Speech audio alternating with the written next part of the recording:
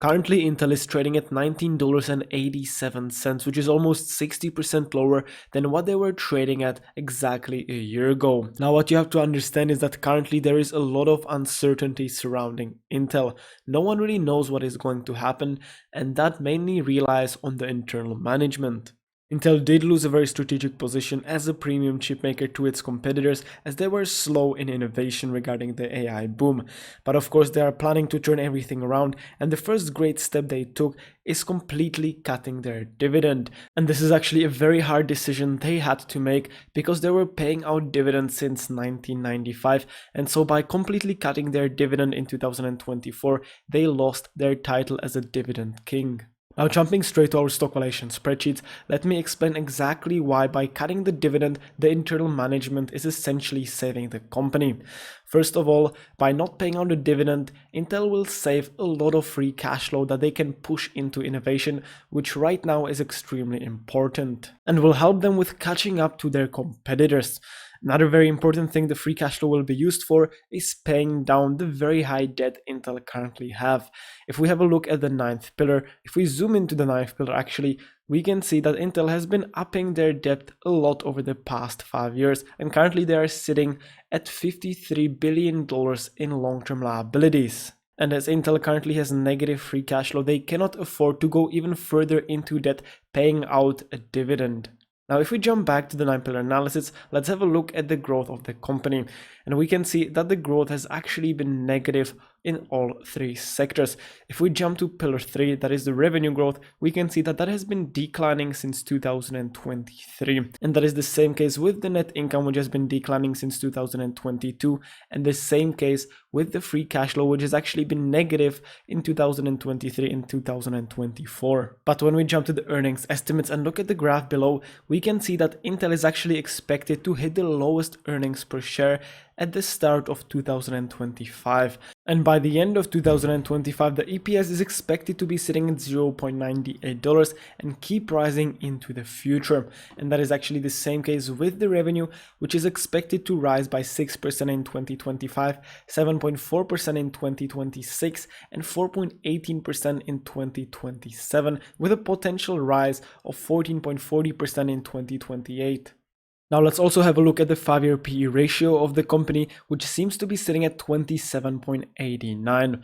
So if we zoom in closer to pillar 1, we can actually see that since 2020 the PE ratio was quite low, and in 2024 it jumped up to 90, and currently it is sitting at negative 5.38, which means that the company currently has negative earnings.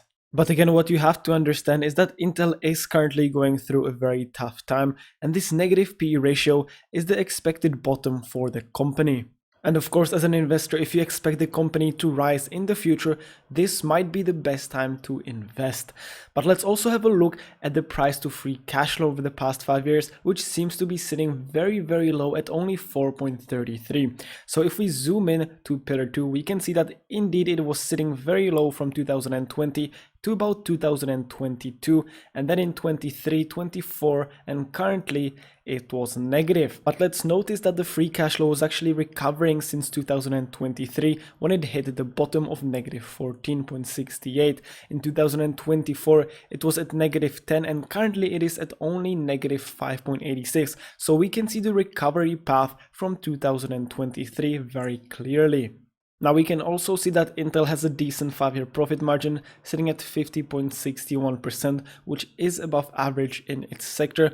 And they also have decreasing shares outstanding sitting at 0.95% yearly. Now them decreasing their shares outstanding is quite arguable. Currently they are trading very low compared to their historical values. So if they do have some leftover free cash flow, I'm happy that they are pushing it into buying back shares. But if they don't, it would be better if they were pushing that free cash flow into innovation. So now that we have gone through the 9-pillar analysis, it is quite clear that Intel has already or is about to hit its bottom, and that with the new management they are on a great recovery path. So let's now calculate Intel's intrinsic value and figure out if you should be buying the company at its current trading price. So first, jumping to the grams formula revised, I will plug in the high earnings per share growth estimate at 12%, medium at 8%, and low at 4%, and get an average growth estimate of 8% into the future. Now jumping to the second valuation model, the discounted cash flow model, we will plug in the free cash flow over the past 5 years. Now as we know, the free cash flow has been negative over the past 2 years, so I will plug in an initial growth number of 9 billion, which is the free cash flow from 2022. After that, I will plug in a future growth rate of 7.7% into the next 8 years plus and calculate the future free cash flow.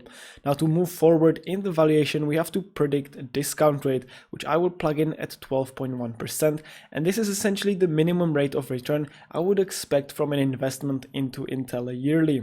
I will then use this discount rate to calculate the present value of that future free cash flow. I will sum all of that up, add cash and cash equivalents, and subtract total debt to get an equity value, which I will divide by the shares outstanding and get an intrinsic value of $29.05, which again is higher than the current trading price by about 33%.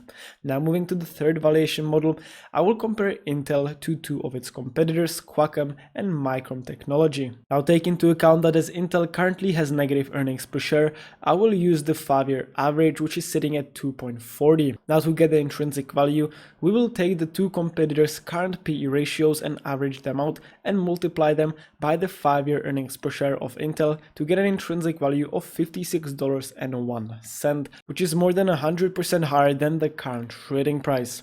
Now as Intel stopped paying out its dividends, we will skip the dividend discount model and arrive straight to the ultimate intrinsic valuation, where we will average out the three valuation models and get an intrinsic value of $41.94. Now as in the multiples valuation, I did use the 5-year earnings per share.